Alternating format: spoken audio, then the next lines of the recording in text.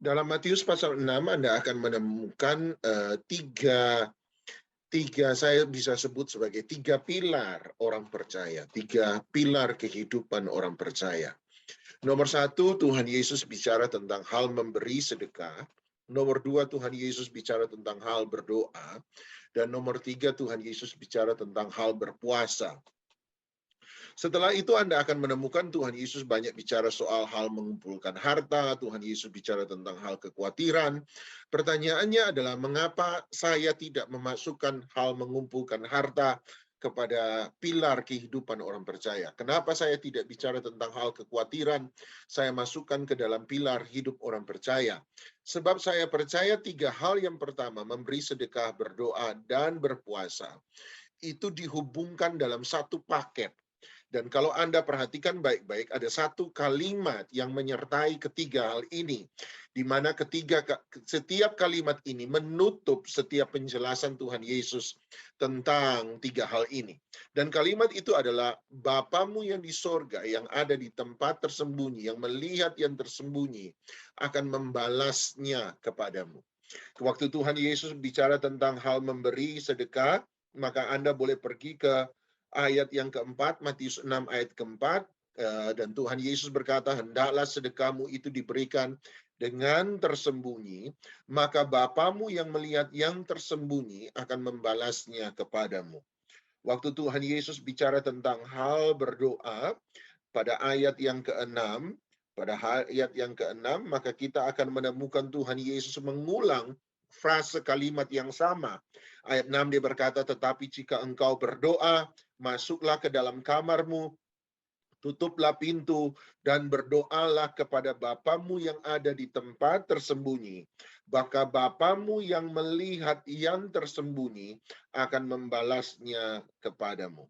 Dan kalau Anda pergi ke hal berpuasa, dalam Matius pasal 6 ayat yang ke-18, Matius 6 ayat 18, berkata, supaya jangan dilihat oleh orang bahwa engkau sedang berpuasa, melainkan hanya oleh, kembali lagi dia mengulang frase yang sama, Bapamu yang ada di tempat tersembunyi, maka Bapamu yang melihat yang tersembunyi akan membalasnya kepadamu.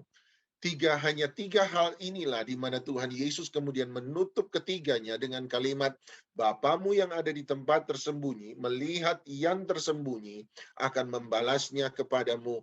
Bahasa Inggris King James Version bagus sekali. Dia berkata, membalasnya kepadamu secara terbuka. Maka Bapamu yang melihat yang tersembunyi akan membalasnya kepadamu secara terbuka.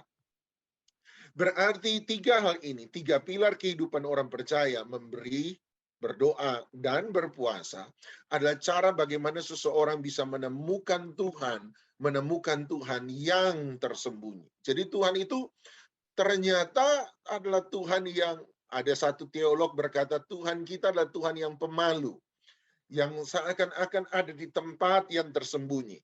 Saya masih ingat ada seorang pendeta namanya Jim Gold berkata bahwa permainan yang Tuhan paling senang adalah permainan petak umpet katanya. Tuhan suka bersembunyi, tetapi di satu sisi dia ingin ditemukan. Jadi tiga hal ini adalah tiga hal bagaimana kita menemukan Tuhan yang tersembunyi. Kalau kita pakai istilah Tuhan Yesus, kalau konsisten dalam perumpamaan, menemukan harta yang tersembunyi. Menemukan mutiara di ladang yang tertimbun. Dia bicara tentang menemukan Allah yang tersembunyi. Dan menemukan Allah yang tersembunyi lewat tiga hal ini. Memberi, berdoa, dan berpuasa. Berarti ketika kita belajar memberi, kita belajar menemukan Tuhan dalam serving self. Diri yang melayani, serving self. Waktu kita berdoa, kita belajar menemukan Tuhan dalam inner self. Diri yang ada di dalam kita, inner self. Waktu saya memberi, saya belajar menemukan Tuhan dalam serving self. Diri yang melayani. Waktu saya berdoa, saya belajar menemukan Tuhan dalam inner self, dalam diri pribadi.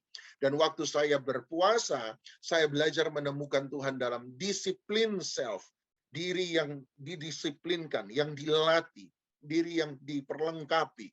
Jadi belajar menemukan dalam tiga hal ini. dalam serving self, memberi, dalam inner self, diri sendiri, berdoa, dan dalam disiplin self, dalam melatih diri kita, mendisiplinkan diri kita sendiri. Memberi berarti kita belajar melayani dan mengasihi sesama. Dalam memberi, kita belajar melayani dan mengasihi sesama. Dalam berdoa, kita belajar melayani dan mengasihi Tuhan. Kita belajar melayani dan mengasihi Tuhan. Dan yang ketiga, dalam berpuasa, kita belajar melayani dan mengasihi diri sendiri. Kita belajar melayani dan mengasihi diri kita sendiri. Nanti kita akan bahas itu satu demi satu di waktu yang akan datang. Tapi mari kita belajar melayani sesama, mengasihi sesama, melayani Tuhan, mengasihi Tuhan, melayani diri sendiri, mengasihi diri sendiri. Hal memberi berarti Bapa yang di tempat tersembunyi memperhatikan setiap ucapan kita. Tindakan kita. Dalam memberi berarti Bapa yang tersembunyi selalu memperhatikan segala sesuatu yang Anda lakukan. Dalam hal berdoa berarti Bapa yang di tempat tersembunyi memperhatikan segala sesuatu yang kita ucapkan. Segala sesuatu yang kita ucapkan. Dan dalam berpuasa, Bapa di dalam sorga, di tempat yang tersembunyi, memperhatikan semua motivasi hati kita. Motivasi hati kita. Sebab dalam hal berpuasa, dia bicara dalam hal motivasi. Dalam hal berdoa, dia bicara tentang bagaimana kita berucap, berkata-kata. Dan dalam memberi, dia bicara tentang bagaimana kita berbuat. Jadi memberi bicara tentang Bapa di tempat tersembunyi memperhatikan segala sesuatu yang kita lakukan. Dalam berdoa, Bapa di tempat tersembunyi memperhatikan segala sesuatu yang kita ucapkan. Dan dalam berpuasa, Bapa di dalam surga melihat segala sesuatu yang menjadi motivasi hati kita. Oleh sebab, kalau Tuhan memperhatikan, Tuhan melihat, berarti bagaimana motivasi kita, bagaimana kita bertindak, dan bagaimana kita berucap, semua harus kita lakukan dengan sangat hati-hati.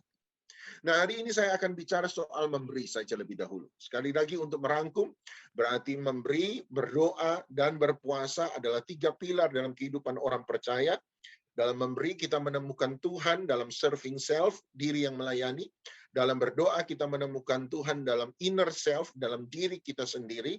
Dalam berpuasa, berarti kita menemukan Tuhan dalam disiplin self, dalam melatih diri kita sendiri. Sebab dalam memberi, Tuhan memperhatikan segala sesuatu yang kita lakukan. Dalam berdoa, Tuhan memperhatikan segala sesuatu yang kita ucapkan. Dan dalam berpuasa, Tuhan memperhatikan segala sesuatu yang ada di dalam hati kita, motivasi kita. Dalam memberi, kita belajar melayani dan mengasihi sesama. Dalam berdoa, kita belajar melayani dan mengasihi Tuhan. Dan dalam berpuasa, kita belajar melayani dan mengasihi diri sendiri.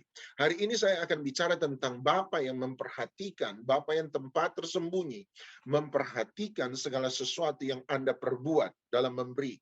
Ada beberapa contoh yang saya mau sajikan kepada Anda. Paling tidak saya siapkan 4 contoh secara cepat. Nomor 1 dalam Kisah Para Rasul pasal 10. Kisah Para Rasul pasal 10 ayat yang pertama dan ayat yang kedua. Kisah Rasul 10 ayat 1 dan ayat yang kedua. Ada seorang yang bernama Cornelius, seorang yang bukan Yahudi, seorang dari penyembah berhala. Tetapi bagaimana dia kemudian belajar untuk mengikuti Tuhan. Dia secara pribadi, dia tidak punya sejarah sama seperti orang Yahudi yang punya sejarah bersama-sama dengan Tuhan. Jadi benar-benar istilah kita petobat baru, bukan orang Kristen lama, istilah kita, tetapi benar-benar orang petobat baru. Jadi dia tidak punya sejarah dalam hubungan dengan Tuhan. Dia mungkin yang pertama dan satu-satunya dalam keluarga besarnya yang melayani Tuhan, yang sungguh-sungguh mengikuti Tuhan. Dan perhatikan, menarik sekali, dia tidak punya pengalaman sebelumnya. Dia tidak punya pengalaman mendengar Tuhan berbicara. Dia tidak punya pengalaman manifestasi Tuhan. Tuhan adalah Tuhan yang bersembunyi. Tuhan adalah Tuhan yang tersembunyi. Tuhan adalah Tuhan, kata seorang teolog, Tuhan yang pemalu. Dan menariknya, justru kepada orang ini kita temukan bahwa Tuhan menyatakan dirinya. Kisah Rasul 10 ayat 1, di Kaisarea ada seorang yang bernama Cornelius, seorang perwira pasukan yang disebut pasukan Italia. Dia saleh, dia serta seisi rumahnya takut akan Allah dan memberi, dan Alkitab perhatikan Alkitab memperhatikan satu hal. Dia memberi banyak sedekah kepada umat Yahudi dan senantiasa berdoa kepada Allah. Jadi ada dua bagian. Ayat 3, dalam suatu penglihatan kira-kira jam 3 petang jelas tampak kepadanya seorang malaikat Allah masuk ke rumahnya dan berkata kepadanya, Cornelius. Ayat 4, dia menatap malaikat itu dengan takut, dia berkata, ada apa Tuhan? Jawab malaikat itu, kembali lagi dua hal yang dia lakukan. Semua doamu dan sedekahmu telah naik ke hadapan hadirat Allah, dan Allah mengingat engkau. Bahasa Inggris menggunakan berkata, in memorial before him. Menjadi satu peringatan, memorial, menjadi satu tugu peringatan di hadapan Tuhan. Dan saya suka, berarti Tuhan memperhatikan bukan hanya doa, tetapi yang kedua adalah dia memperhatikan segala sesuatu sedekahmu, apa yang engkau perbuat, apa yang engkau lakukan. Orang yang tidak pernah mengalami pengalaman supranatural, tiba-tiba mengalami pengalaman supranatural, dia tidak punya sejarah punya pengalaman supranatural, dia tidak punya sejarah kebangsaan seperti Yahudi yang punya pengalaman-pengalaman perjumpaan dengan Tuhan, dia tidak punya. Tiba-tiba hari itu dia mengalami sesuatu yang supranatural karena dua hal. Satu, doa yang dia naikkan secara rutin kepada Tuhan. Dan yang kedua, itu yang Tuhan tidak akan pernah lupakan. Menjadi satu memori di hadapan Tuhan, menjadi satu tugu peringatan di hadapan Tuhan, yaitu apa yang dia perbuat, sedekah pemberiannya kepada orang lain. Coba Anda pergi ke Lukas pasal 7 ayat yang pertama. Lukas pasal 7 ayat pertama sampai ayat yang kelima. Selain Cornelius, maka Anda akan menemukan ada seorang perwira kedua. Kalau Cornelius perwira dari Italia, dan kali ini kita akan menemukan seorang perwira di Kapernaum, seorang perwira Romawi di Kapernaum. Dalam Lukas pasal 7 ayat 1 sampai ayat yang kelima. Lukas pasal 7 ayat 1 sampai ayat yang kelima. Lukas 7 ayat 1 sampai ayat yang kelima, setelah Yesus selesai berbicara di depan orang banyak, masuklah dia ke Kapernaum. Di situ ada seorang perwira yang mempunyai seorang hamba yang sangat dihargainya. Hamba itu sedang sakit keras dan hampir mati.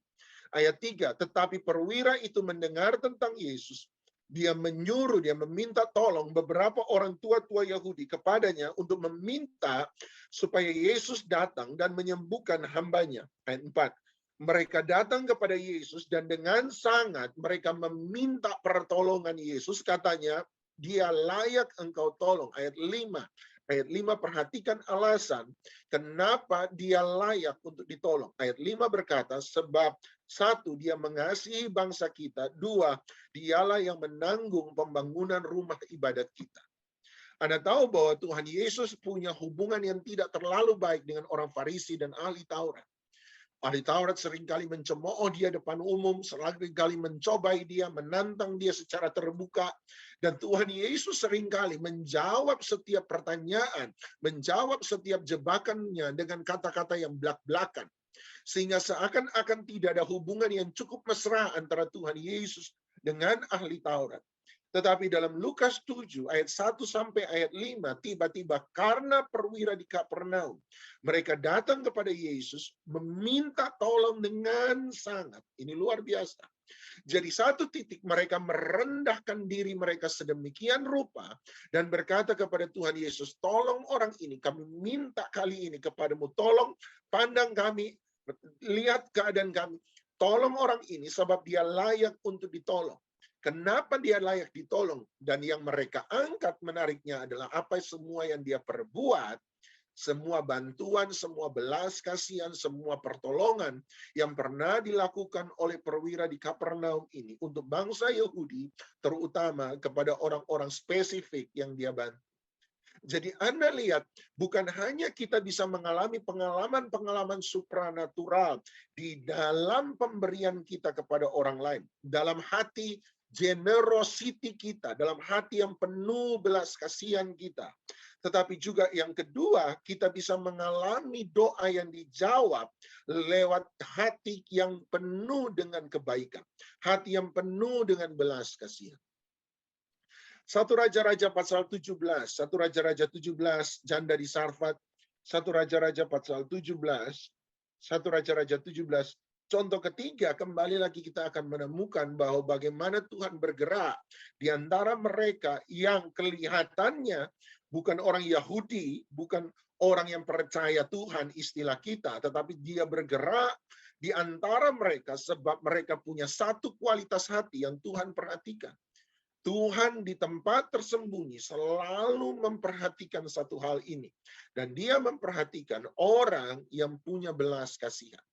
1 Raja-Raja 17 ayat 8.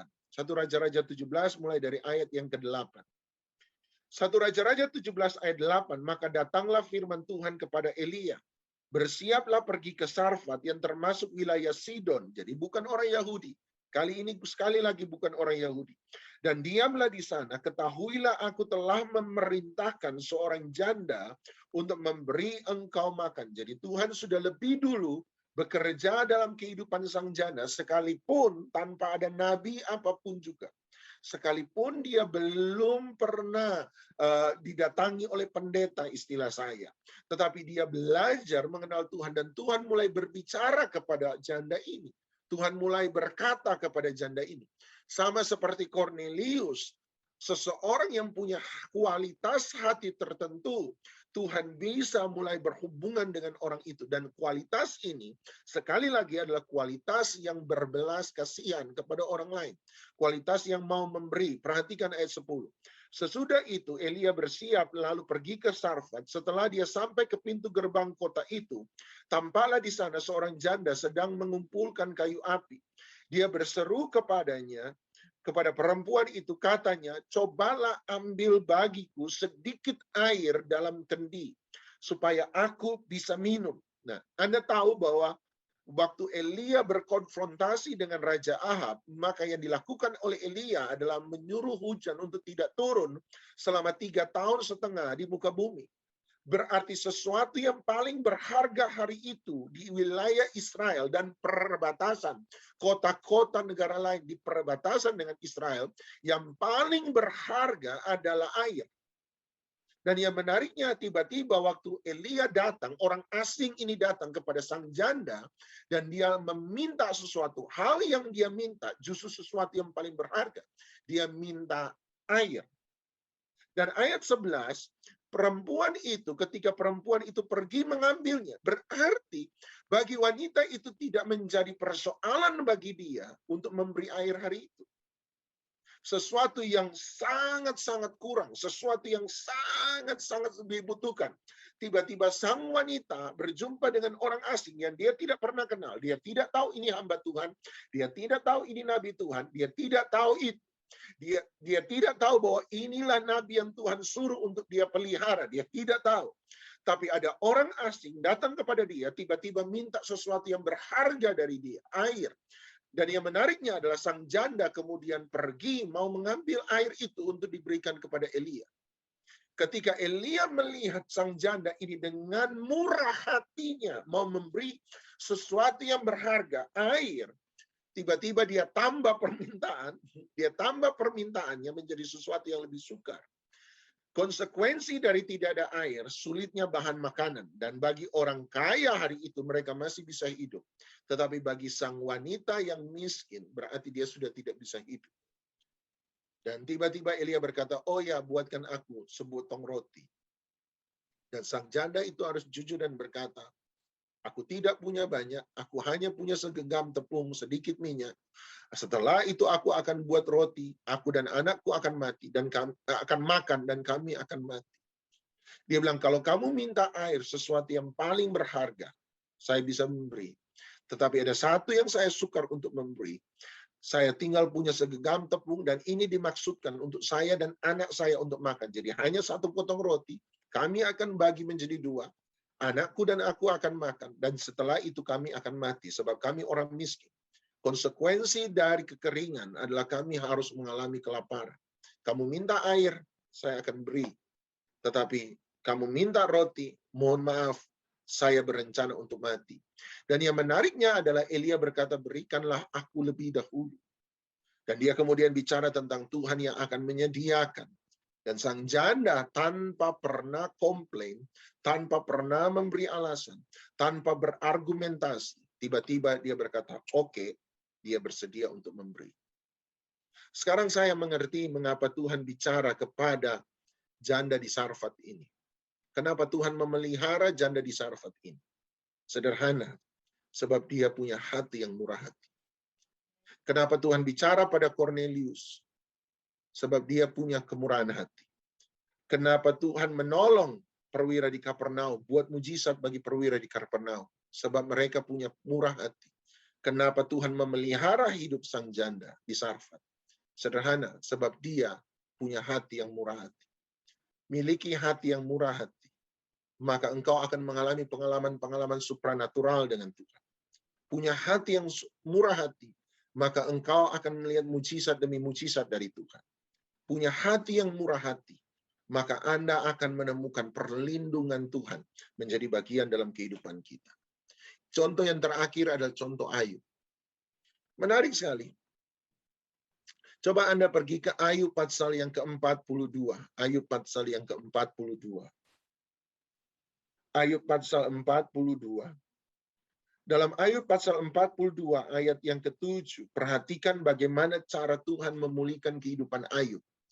Kita sudah tahu bahwa Tuhan kemudian satu kali ada sidang ilahi, kemudian iblis menuntut untuk mencobai Ayub, dan kita tahu bagaimana Ayub mengalami penderitaan, bagaimana Ayub berkabung selama 7 hari, bagaimana Ayub melakukan perbincangan, perdebatan, argumentasi dengan 3 orang sahabatnya.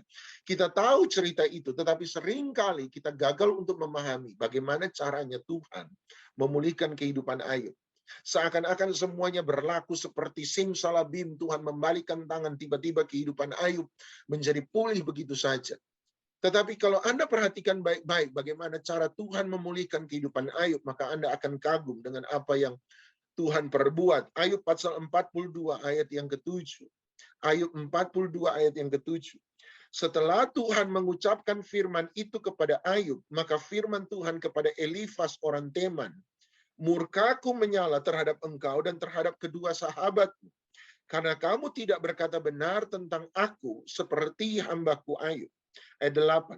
Oleh sebab itu, perhatikan, ini cara Tuhan memulihkan kehidupan Ayub. Bagaimana kehidupan Ayub dipulihkan, bagaimana kesehatan Ayub dipulihkan, bagaimana keluarga Ayub dipulihkan, bagaimana pekerjaan Ayub, harta kekayaan Ayub dipulihkan. Perhatikan ayat 8. Oleh sebab itu, ambillah 7 ekor lembu jantan, 7 ekor domba jantan. Pergilah kepada hambaku Ayub, lalu persembahkanlah semuanya itu sebagai korban bakaran untuk dirimu, dan baiklah hambaku Ayub meminta doa untuk kamu, karena hanya permintaannya lah yang akan kuterima, supaya aku tidak melakukan aniaya terhadap kamu, sebab kamu tidak berkata benar tentang aku seperti hambaku Ayub. Ayat 9.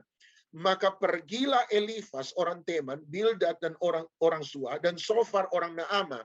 Lalu mereka melakukan seperti apa yang difirmankan Tuhan kepada mereka. Dan Tuhan menerima permintaan Ayub. Perhatikan ayat yang ke-10. Ayat 10 berkata, lalu Tuhan memulihkan keadaan Ayub setelah dia meminta doa untuk sahabat-sahabatnya, dan Tuhan memberikan kepada Ayub 2 kali lipat dari segala kepunyaannya dahulu. Bagaimana cara Tuhan memulihkan keadaan Ayub? Ini cara Tuhan memulihkan keadaan Ayub. Cara Tuhan memulihkan keadaan Ayub adalah dengan cara tiba-tiba Tuhan bicara kepada 3 orang sahabat Ayub dan berkata, engkau mengatakan sesuatu yang tidak benar mengenai aku.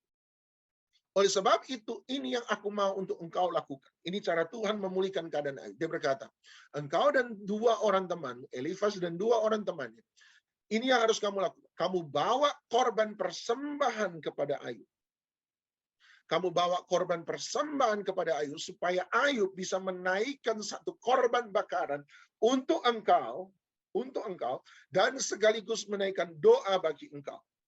Dan ketika mereka melakukan itu, Ayub menaikkan korban persembahannya, menaikkan doanya, Yang menariknya adalah ayat 10 tiba-tiba Alkitab berkata Tuhan memulihkan keadaan Ayub. Yang muncul di situ buat saya adalah, saya setuju dengan Tommy Tenney. Tommy Tenney pernah membahas ini dan berkata bahwa waktu Ayub masih kaya, hal pertama yang dihancurkan iblis lebih dahulu dalam kehidupan Ayub adalah iblis menghancurkan kemampuan Ayub untuk mempersembahkan korban di hadapan Tuhan. Anda lihat cara Tuhan untuk berhubungan dengan seseorang, cara Tuhan untuk memulihkan seseorang adalah dia selalu menyuruh orang apabila orang itu menjadi najis, apabila orang itu menjadi salah, apabila orang itu melakukan sesuatu yang tidak benar. Bukan berarti Tuhan tidak bisa memulihkan, tetapi Tuhan menyuruh orang itu untuk memberi korban di hadapan Tuhan. Supaya lewat korban yang dipersembahkan orang itu, maka orang itu menjadi suci, menjadi bersih di hadapan Tuhan. Dan dengan demikian Tuhan bisa terlibat dalam kehidupannya dia. Persoalannya dengan Ayub adalah ketika iblis menyerang Ayub, maka hal pertama yang diserang iblis adalah kekayaannya. Coba Anda pergi ke Ayub pasal 1, maka Anda akan menemukan bahwa yang pertama kali diserang oleh iblis, laporan pertama yang masuk kepada Ayub adalah laporan mengenai bagaimana setiap kekayaannya dihabiskan oleh iblis. Baru setelah itu, kemudian datang laporan bahwa anak-anaknya meninggal. Tapi 3 laporan pertama yang diberikan oleh hamba-hamba Ayub kepada Ayub, bagaimana seluruh kekayaannya dihabiskan. Bagaimana seluruh apa yang dia miliki, kemampuannya untuk memberi, dengan kata lain, kemampuan Ayub untuk memberi persembahan kepada Tuhan. Nomor 1, itulah yang dihancurkan oleh iblis. Ayub dalam keadaan najis tidak bisa lagi mempersembahkan korban sebab seluruh kekayaannya sudah hilang. Dan cara Tuhan memulihkan adalah ternyata nomor 1 dia berurusan dengan hati Ayub. Tetapi nomor 2 supaya Ayub bisa dipulihkan, Tuhan kemudian menggunakan teman-teman Ayub. Memberikan persembahan kepada Ayub. Memberikan persembahan. Kenapa? Memberikan binatang, domba, kambing. Kenapa? Supaya lewat domba, kambing yang mereka berikan, Ayub bisa memberi korban. Menaikkan doanya di hadapan Tuhan. Menaikkan korban dan doanya di hadapan Tuhan. Ayub punya kembali lagi kemampuan untuk memberi persembahan. Dan justru ketika Ayub memberi persembahan, teman-temannya memberi sacrifice, Ayub memberi pengampunan dan doa. Ayub bertindak sebagai imam. Maka ketika Ayub mampu melakukan itu, hanya 1 ayat dalam waktu sekejap, Alkitab berkata, ini cara Tuhan memulihkan keadaan Ayub. Ketika dia menaikkan korban persembahannya, dia memberi kepada Tuhan. Dia memberi pengampunan kepada teman-temannya. Dia menaikkan doa bagi mereka. Artinya dia memberi pengampunannya. Dia memberi restunya. Dia memberikan dirinya untuk menjadi penengah antara mereka dan Tuhan. Tiba-tiba hanya ayat 10 langsung Tuhan memulihkan keadaan Ayub. Seringkali persoalannya adalah dia tunggu kita mampu untuk memberi sesuatu. Kita mampu memberi sesuatu. Dan itulah gambaran imam. Ayub menjadi imam bagi saudara-saudaranya. Bagi teman-temannya. Kita dipanggil adalah imamat rajani. Allah memanggil kita imam-imam yang berkerajaan. Sebagai imam buat saya bukan hanya berarti saya jadi pendeta. No. Menjadi imam berarti saya mewakili orang lain di hadapan Tuhan. Saya mewakili orang lain di hadapan Tuhan. Dan saya mewakili Tuhan di hadapan mereka.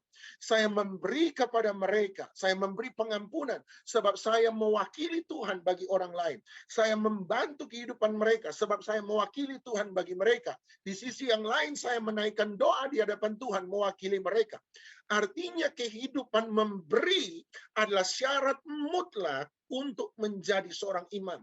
Seseorang harus menjadi imam, dia nomor 1 harus punya hati yang memberi, hati yang murah hati yang benar-benar mau datang pada Tuhan dengan generosity, kebaikan, belas kasihan.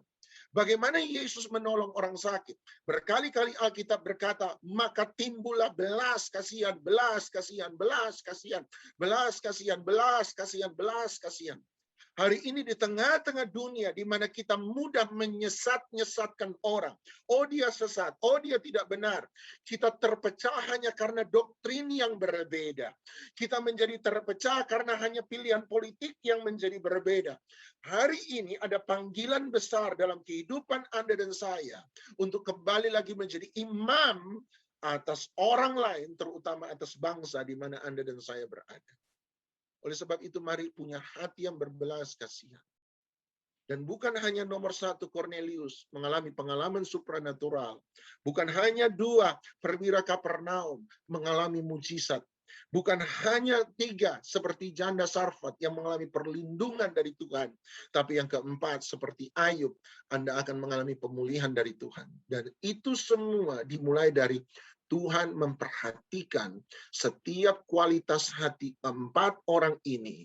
Dia temukan satu kualitas hati yang sama. Hati yang berbelas kasihan bagi orang lain. Hati yang mau memberi. Hati yang mau merelakan sesuatu. Biarlah saya tutup dengan Ibrani 13 ayat 15 sampai 16. Yang akan menjadi panduan bagi Anda dan saya untuk masuk pada perjamuan kudus. Ibrani 13 ayat 15 sampai 16. Ibrani 13 ayat 15 sampai 16. Dan Tuhan berkata, inilah korban yang aku inginkan di hadapanku. Ibrani 13 ayat 15. Sebab itu, marilah kita oleh Dia senantiasa mempersembahkan korban syukur kepada Allah, yaitu ucapan bibir yang memuliakan namanya. Nomor 1, beri the sacrifice of praise, korban ucapan syukur. Nomor 2, ayat 16, dan janganlah kamu lupa berbuat baik dan memberi bantuan, sebab kemudian dia berkata, kurban-kurban yang demikianlah yang berkenan kepada Allah. Anda mau mengalami pemulihan. Dia berkata, janganlah kamu lupa berbuat baik dan memberi bantuan. Sebab kurban-kurban yang demikianlah yang berkenan kepada Allah.